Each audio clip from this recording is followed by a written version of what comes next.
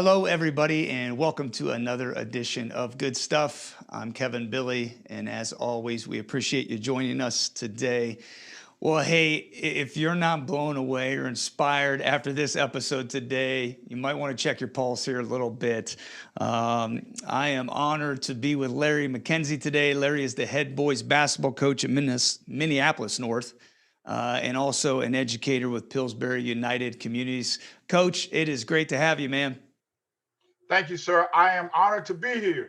Well, yeah, we're gonna have a lot of fun, and I know we share a lot of common beliefs, so this is gonna be fun.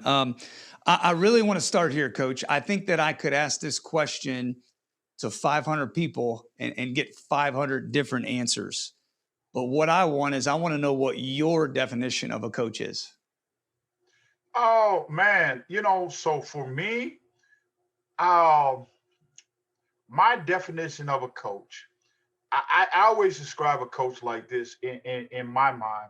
I mean, a coach is one most certainly should be a teacher. Our job is to teach. But I think for me, the most important thing is to recognize. I always say that I'm an artist Mm, in this way is that I get a 13-year-old young man who come to me, and they're like a piece of clay or putty in my hand. And my job is to mold them into a young man. So, in that sense, a molder of people and artists, that's how I would define being a coach. I love it. I love it. When did you know? And I know this is coming from a six-time state champion, but when did you know, not only when you wanted to coach, but I totally get and I'm aligned with you that it's about more than wins and losses to you. Has it always been that way? Did it change at some point? Give me a little background with that, please. You know what? It's crazy because Kevin, when I was growing up, my grandmother was always constantly on me. I'm the oldest of four kids. And so my grandmother would always on me about ministry, right?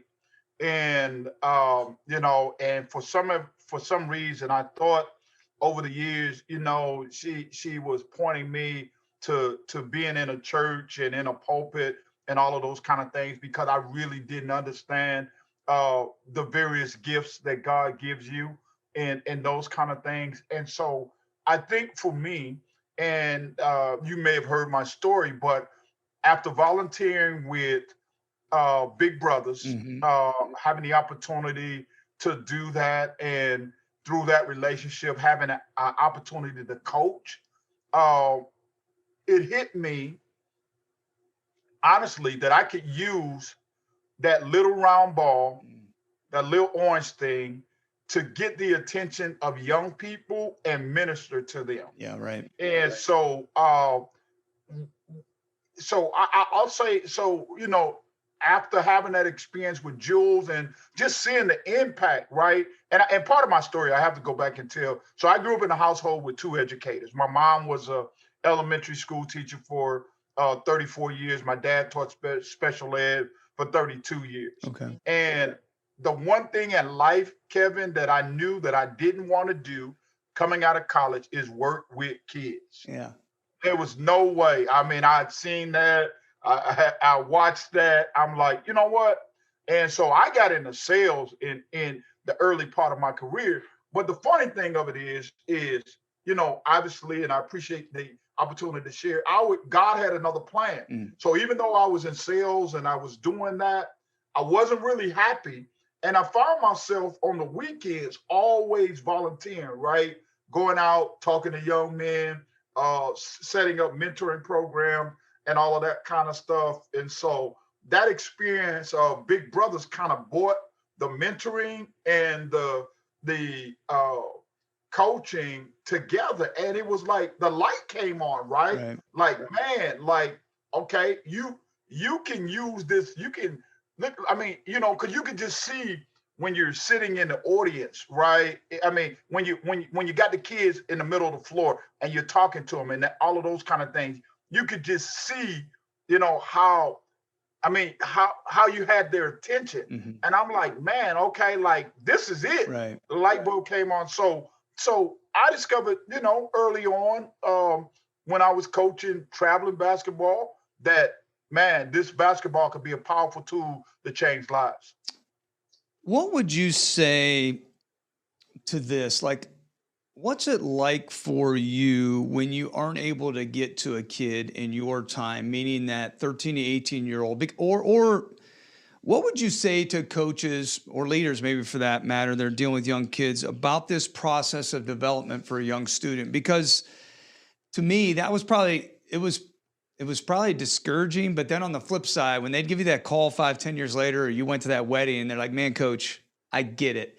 And it took me a little while. I started young and maybe I didn't realize it, but hopefully I'm making sense here, because I think there's some coaches that get frustrated that, man, I'm not getting to this individual. So what would you say to them to keep going, knowing that it's not going to happen in your time, possibly?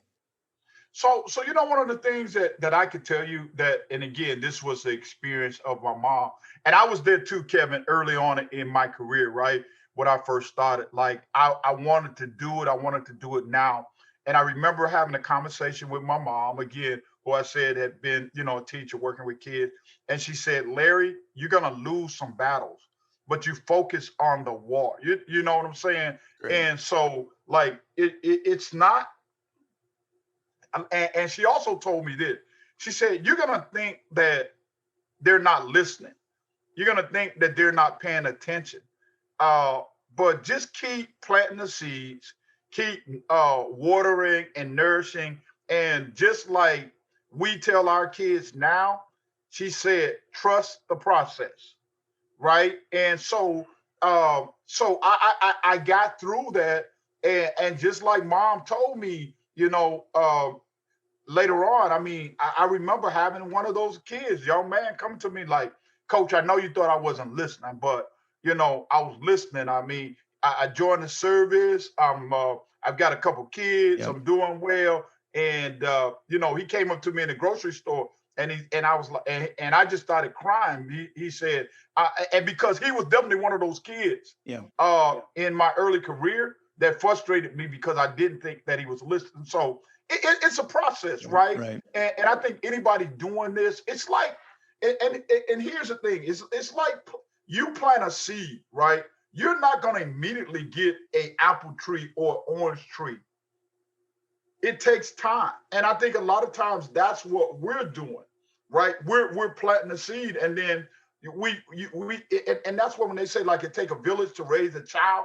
That's where we need everybody in terms of that process to be nourished and weeding and doing all of those kind of things. And it's like magic. Typically, 5 years after my kids leave me, I get that call. Okay, coach, now this makes sense. Right. Right. I know you'd agree. That's just the best call ever and reinforces why we do what we do. I mean, you're telling stories right now and I'm getting goosebumps because I've received a text or a call from the kid. Maybe I kicked off the team, the kid that never played. And to your point, yeah, they're really listening. So fill in the blank for me here, coach. The most important traits to be a successful coach are?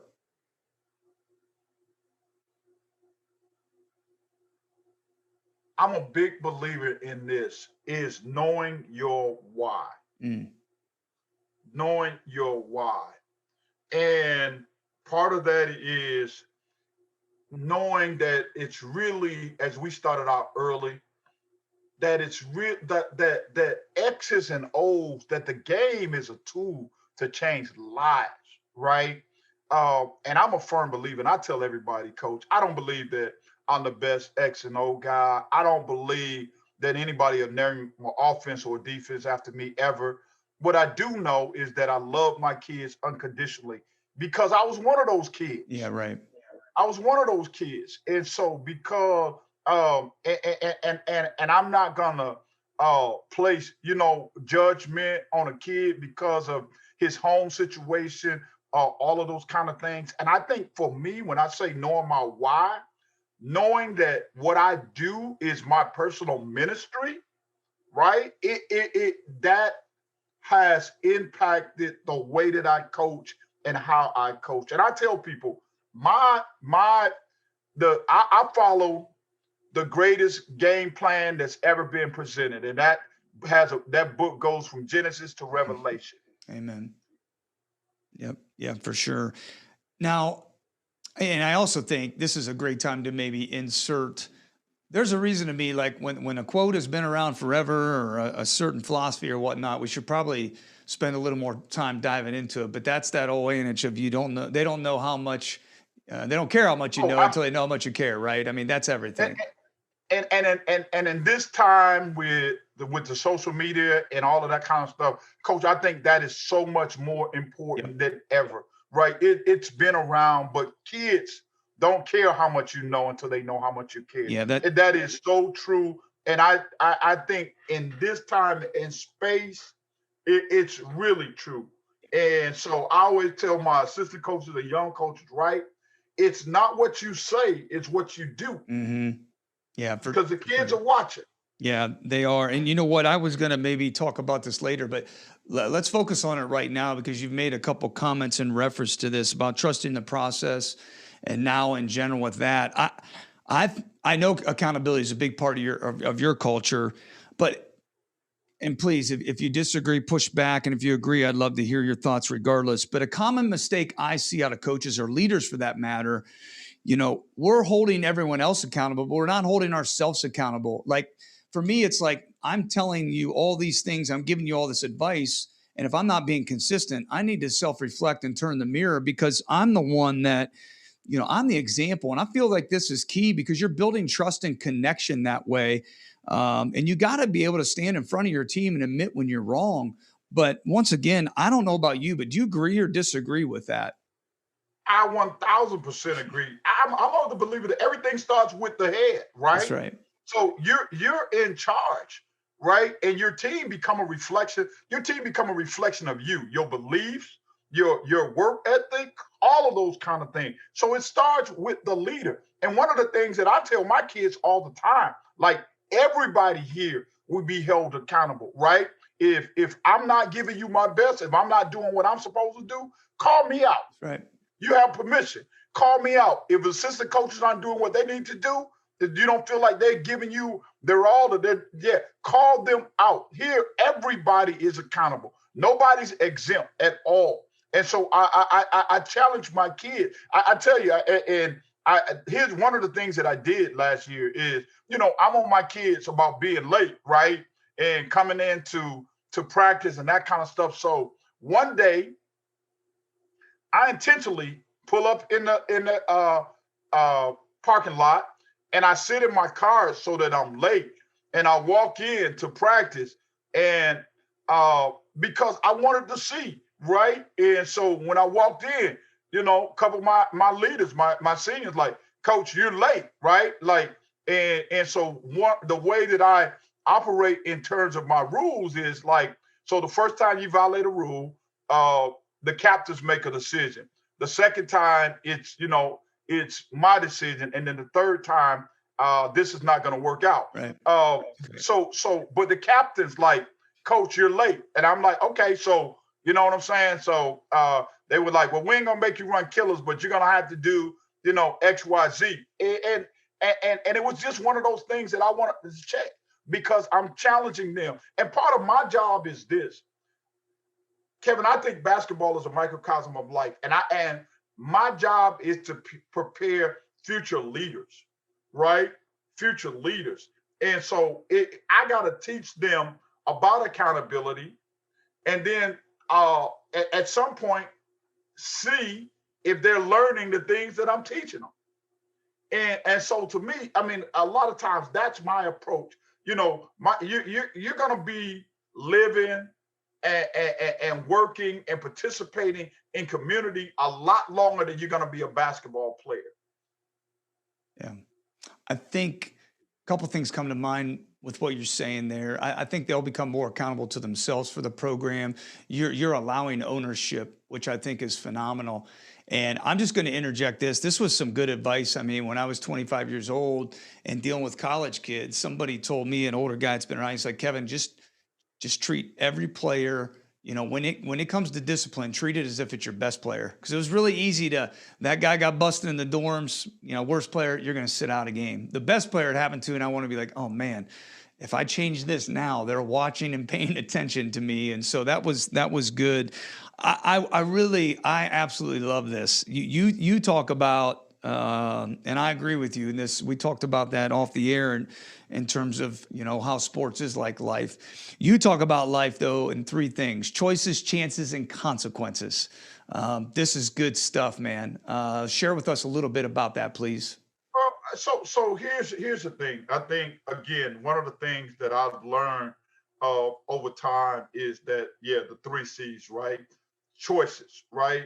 You can make a choice or take a chance, but in doing that, you don't always control the consequences. And so, one, as a coach, my job is to give you information, right, so that you can make a choice, right? I tell my kids all the time, I don't want you to be in a situation where you say, I don't know, I never heard this. So I'm going to make sure that you have this information.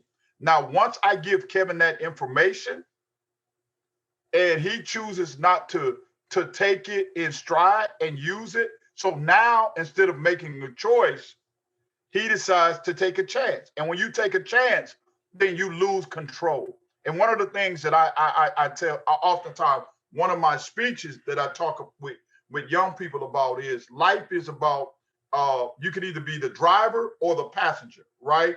When you're the driver, you're in control of how, when, and where the destination is.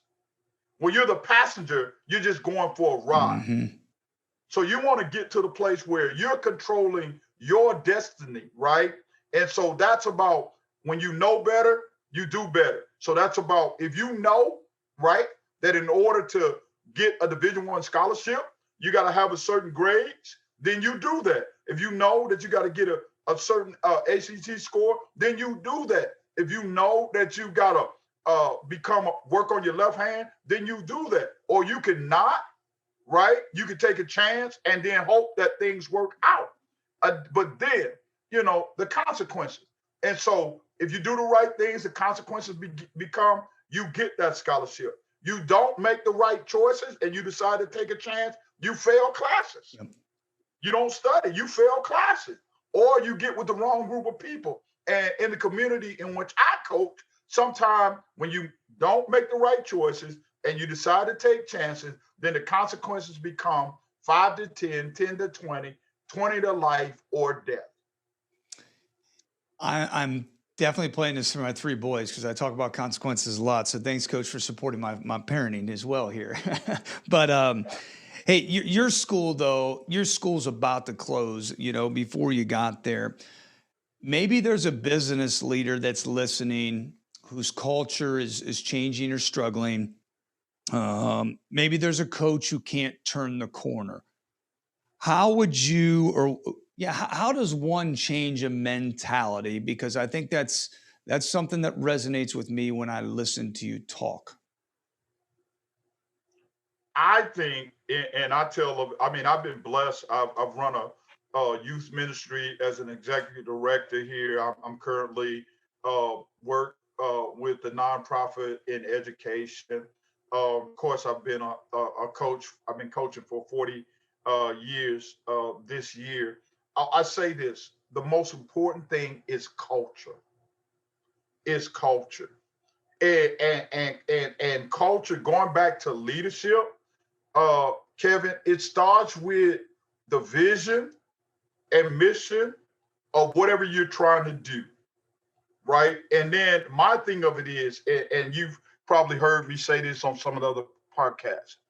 My thing of it is, if I could change your mind, I could change your life. That's right. Yep. And so this computer here is the greatest computer that's ever been invented. Why? Because the maker of this computer is a perfectionist. So what I've learned over time, Kevin, is that there's nothing wrong, right, with the hardware. It's the software and the programming. And so I would say to any leader it's the information that you're putting out there. First and foremost, the stuff that you're saying, that you're communicating to Right. your team, do you believe it? Do you believe it? Right? And then, and so it's that old saying, you got to walk that walk and talk that talk, right? So you just can't be talking about it. So I think your culture, right? And so for me, everywhere that I've gone in is right, creating expectations. This is what we expect, and these are the non-negotiables. Mm-hmm. It's good. And these are the non-negotiables. And again, I often say one of my favorite movies, Remember the Titans. So, we are not, perhaps we'll never reach perfection, but every day we're going to work toward perfection. We're going to have a standard of excellence, right? And I don't care what no other coach is doing down the street or nobody else is doing. And if you can't do these things, perhaps this is not the right situation for you. And again, like one of my non-negotiables is, Kevin, we do a parent player contract. And so if you have a D, you can practice, but you can't play. And going back to what you said earlier, I don't care if you're averaging 25 points a game. If you're not getting it done in the classroom, you're not gonna put on that uniform. If you're not doing, I mean, early, well, at my previous school, I had the best player in the state who wanted to be an individual, not part of the team. And after one of the games, after enough of it, I told him, give just turn in your uniform. I took a lot of heat for that, Yeah. right? Yeah. I mean, this kid had already signed a letter of intent to the University of Minnesota. But again, going back to what you said, he would later come back to me and say, "Thank you, coach. That's the first time any coach that I've played for ever really held me accountable. Changed my life." Yep. Yep. Yeah, I love that. I've been a part of that. It's not necessarily easy, and it's not something I wanted to do at the time, but I think anybody that is listening, man, I'm gonna steal your line. I agree 1,000% with everything that you just talked about, because I think people, once they create the expectations and list those non-negotiables, sometimes when they're not winning or they are winning, some of those things they'll excuse, and you can't do that. I want to ask a So let me say this too, Yeah, Kevin. go ahead. I want to go because to that point. I also think, I mean, and again, regardless of whether you're a business, nonprofit leader, or what, and you know this, like you're gonna hit some bumps in the road. And I had this experience when I went to a private school who didn't have a pretty good program, and I remember being on a losing streak for the first time in my life. And at that time, my assistant coach was coming like, "We need to change this or we need to change that," and I'm like, "No, I know this works. I know this works. We're gonna stick with it." And again, and I say that to say, going back to what I said, right? You got to believe in what you're doing. You got to believe in what you're doing. And then once you believe it and people see that, but a leader that don't, a leader that's not confident, right, in what they're doing, even during the midst of a losing streak or whatever's going on in that organization, then you're going to have problems because, That's right. again, belief is one of the key factors in setting the culture. Yeah, I mean, it makes me think of like early on, like you win a game, you don't enjoy it, you move on to the next game. When you lose a game, you stay up all night, you watch the film, you question what you're doing.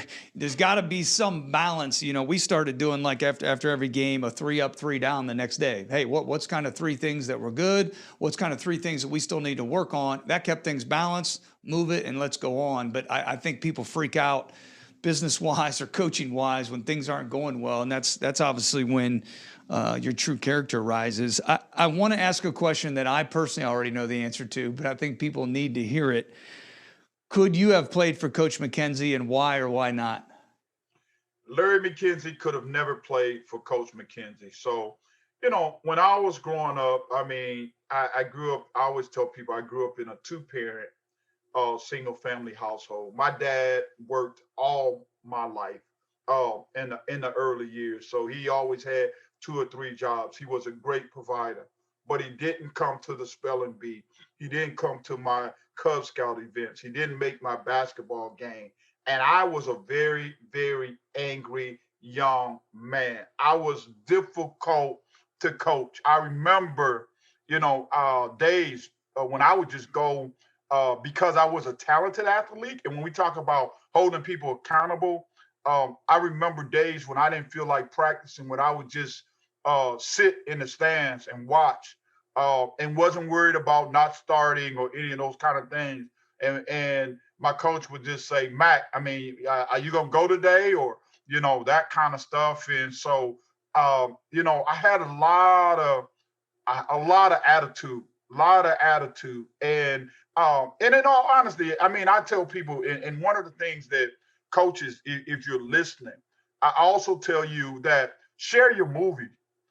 Share your movie with your kids. I tell my kids all the time, y'all know Coach McKenzie, but y'all don't know Larry McKenzie.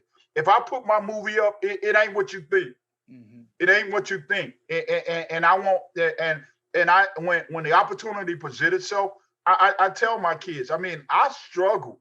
You know what I'm saying? I had issues with my father and those kind of things. And so I carried that. And over time, and part of it is too, I grew up in the tail end of the civil rights movement, right, in the South. And there were situations that I saw, that I watched, that I didn't understand. My father, just having to deal with through that period of time. And because I didn't understand, right, uh, it just created stuff on the inside of me. And so, we were able to get through it. Me and my father became best of friends everywhere that I went. And I always tell people the beautiful thing of it is like all the things that I struggled with as a kid, my son, who's named after my dad, Lawrence McKenzie, uh, my dad never, ever missed. I mean, even though he was living in Florida and that kind of stuff, when my dad retired from teaching, he never missed a major event of either one of my kids during the time that he was here. So, but Larry McKenzie was a handful, and I had an opportunity to, and it cost me, right, because I was being recruited by some Division I schools, and when my coach got the phone call, he would always say, I mean, the kid can play, but he's a handful. And and the thing that I've learned now, and I try to tell my kids, right? Basketball is a business, and you know that because you've been at the high school level and the college level, and you've played overseas and that kind of stuff, right? So a scholarship is an investment. That's right. And coaches want ROI. I ask my kids all the time, have you ever heard of ROI? So all of my kids can tell you, yep, return on investment. And I, with all of my anger and, even though I was a good player, I wasn't a good investment. So what would you tell 21-year-old Larry McKenzie today? Man, I would look him in the eye and say, Mac, I don't know what's going on with you, man, but I'll tell him what my mentor John K. Cameron told me. Like, dude, you got so much potential, but you got to deal with whatever that is that's going on in the inside of you, right? And he would always tell me this. He had this quote. He said, "Those that the gods wish to destroy, first they made angry." And when you get angry, right, you lose your ability to analyze and make good decisions. And you're a leader. You're a leader, but you're gonna have to figure it out. And at 23 years old, I mean, it's interesting you say that because at 23 years old, I had a conversation with my dad, right? Here's how I'm feeling. Here's why I'm feeling it. And that was the turning point in our relationship. Yeah, that's good. Coach, how do you personally define success? Man, so here's the thing I want to say to coaches. That is so important, right?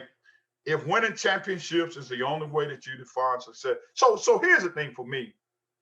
Success for me is this. I mean, I coach in a school district where kids have a greater chance of going to prison than going to college. And so success for me is getting one of my players across that stage to graduate on time, to get them into a 2-year or 4-year situation, whether they want to, if they want to play basketball or if they just want to be a student. Um, I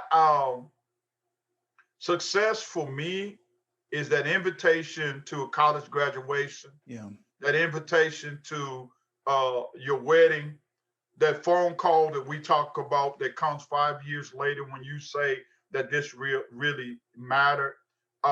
It's never ever for me been about winning championships. And I strongly believe that if you love on your kids and you love them unconditionally and you do the things, and they'll run through a wall for you.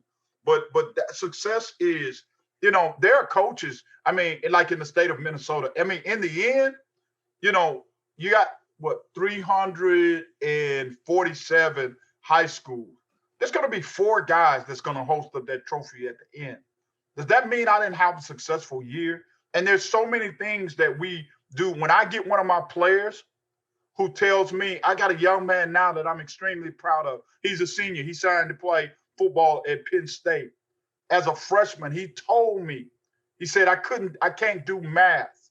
I can't do reading. I'm like, we don't use that word can't, Yeah. right? I will and I can.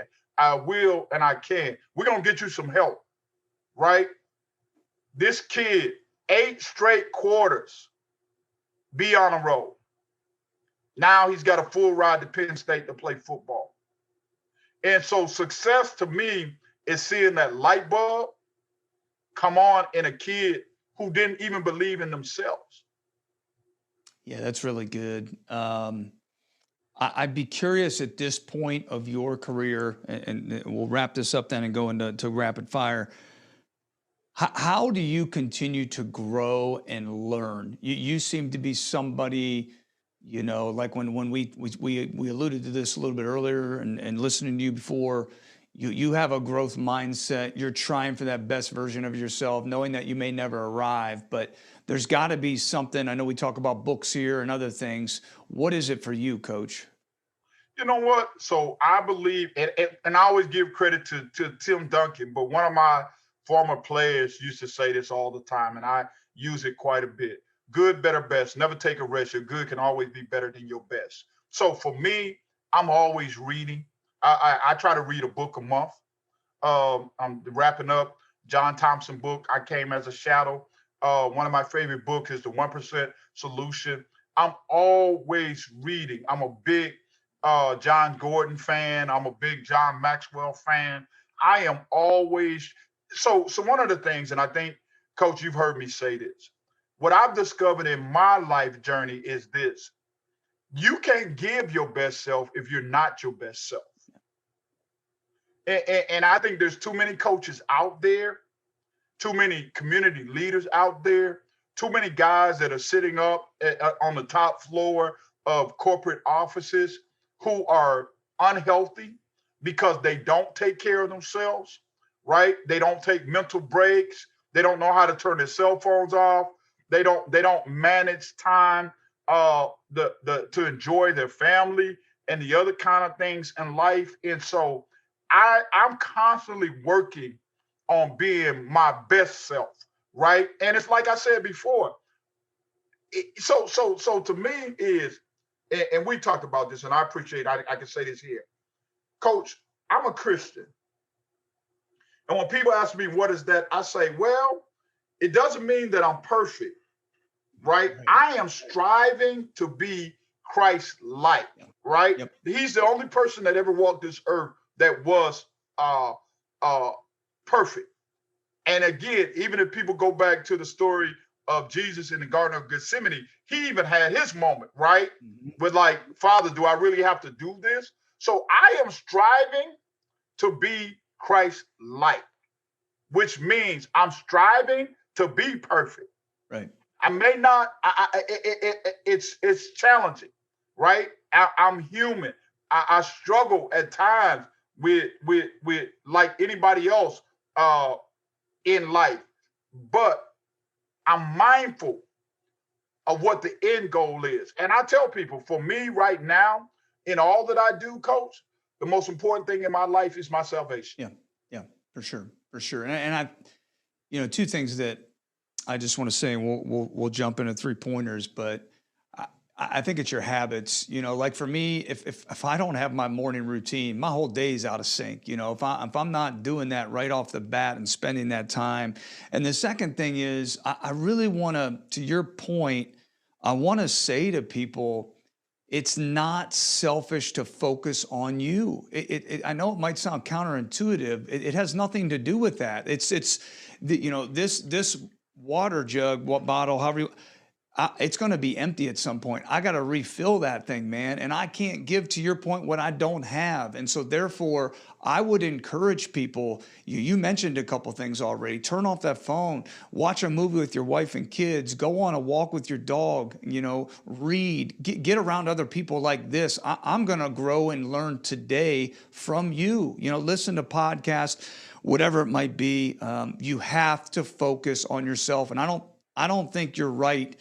And you're not aligned, obviously, if you're just not doing that every day. And obviously, you and I have some similarities with that. So thanks for sharing. I'm going to go 3-pointers, Coach. I'm going to come down and kick it to you in the right corner. It's what you said about the mindset. And so when I talked about the computer, what you put in, start your day off with a quote or devotion or something positive. And I guarantee you it'll make a difference in your day. Yeah, for sure. That's before my feet hit the ground. It's gratitude exercise, and then I'm in that word. But gratitude is a good thing there too. All right, like I said, I'm coming down the floor. I'm gonna kick it to you in the right corner here for 3-pointers, rapid fire to finish. Let it fly here. All right. Number one, if people could learn one thing from this talk and just hold on to it, what would you want that one thing to be? Make good choices. It's good. Number two, if Coach McKenzie could have come over here today and taken the place of Coach Bille and asked Coach McKenzie a question, what question would have you asked that I did not ask today? What would I have asked Coach McKenzie today?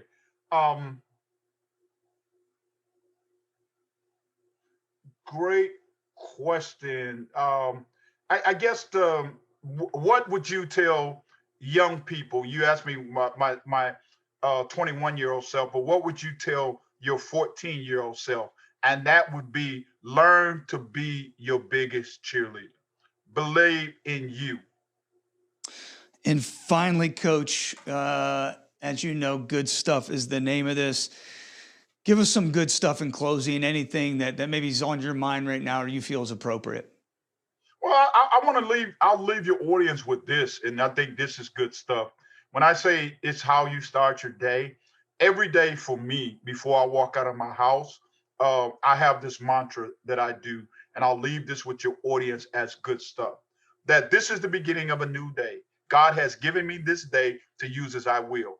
I can waste it or use it for good. For what I do today is important. I'm exchanging a day of my life for it. I, Larry McKenzie, must decide, good or bad, gain or loss, success or failure, in order that I'll never regret the price that I pay for it. Choices, chances, consequences.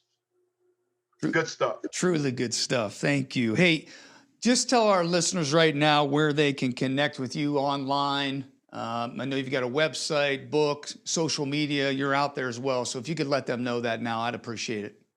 So if you like this stuff, I post daily on Facebook under Larry A. McKenzie. Always a lot of motivational quotes.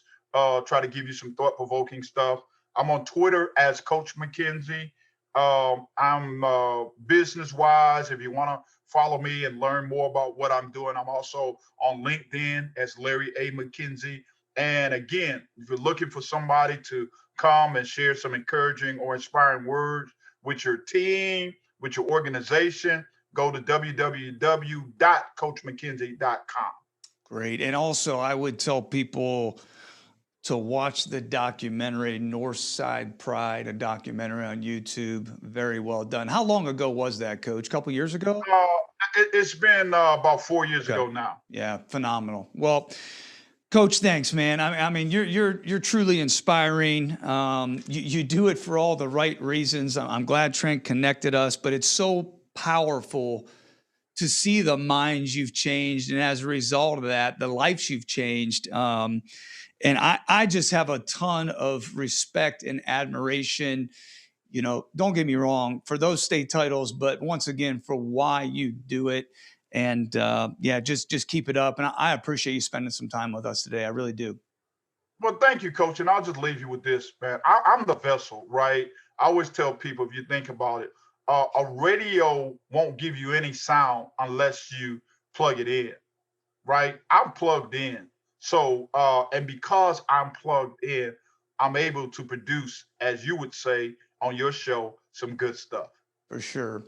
Well, hey, everybody, thanks again for listening. Head on over and check out Coach McKenzie's website, follow him on social media, and definitely check out that documentary as well. We appreciate him being with us here today. You know by now, you can always reach me at goodstuffkevin@gmail.com. Love to hear what you think of this episode.